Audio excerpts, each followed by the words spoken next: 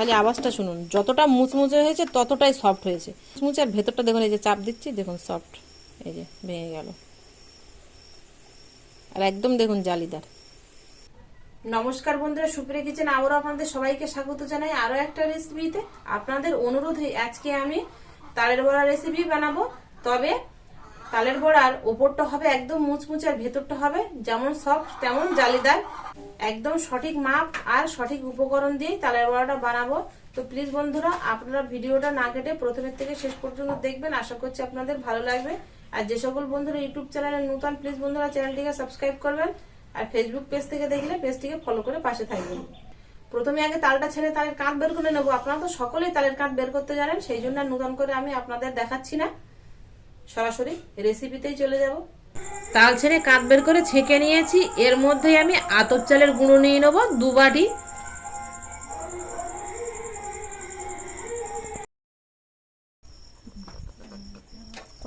এর মধ্যে 1 বাটি আটা নিয়েছি, আটা দিয়ে দেবো।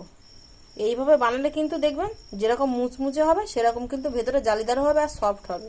তো আপনারা পুরো ভিডিওটা দেখতে থাকুন। 2 চিমটি লবণ দিয়ে দেবো, কালো জিরে দিয়ে দেবো 1 চিমটি, 1 বাটি চিনি নিয়ে নেব।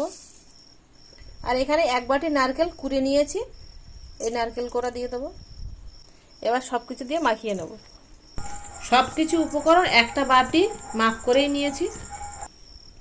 এর মধ্যে কিন্তু জল দেব না, তালের যে নদাটা আছে না, সেই নদাটার মধ্যে দিয়ে কিন্তু মাখিয়ে নেব। দেখুন এই যে হয়ে গেল। প্রায় 2 বাটি তালের কাঁচ ছিল। চিনিটা গললে কিন্তু আরো নরম হয়ে যাবে।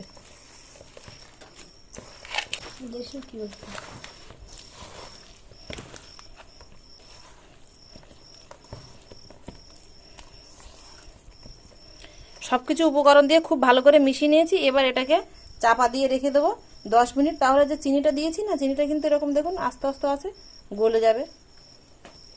চিনিটা গলে গেলে আরেকটু নরম হবে। চিনিটা ও সাইডে গলতে থাকুক, এ সাইডে কড়া বসিয়ে দেবো। তেল দিয়ে তেলটা গরম করতে বসিয়ে দেবো। দিয়ে দেবো সাদা তেল। এ সাইডে চাপাটা তুলে দেখবো চিনিটা গলেছে কিনা।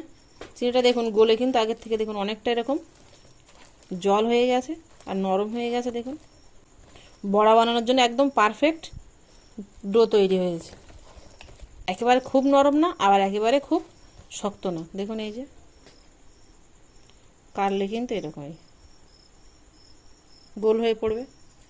তেল গরম হয়ে গেছে, এবার তেলের মধ্যে দিয়ে দেবো। তেলটা মিডিয়াম গরম করে নিয়েছি, একেবারে খুব গরম করিনি, তাহলে ছাড়তে ছাড়তে কিন্তু পুড়ে উঠবে।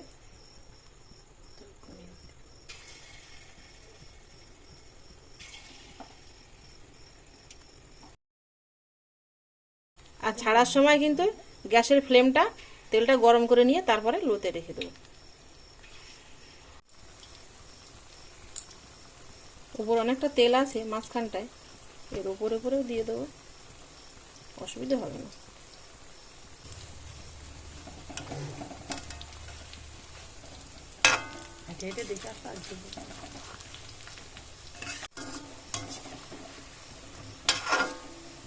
বড়াটা এরকম লাল করে ভেজে নিয়েছি, এর থেকে আর লাল করবো না। এবার তুলে নেবো, ভাজাটা হয়ে গেছে। আর দেখুন কালারটা কত সুন্দর এসছে।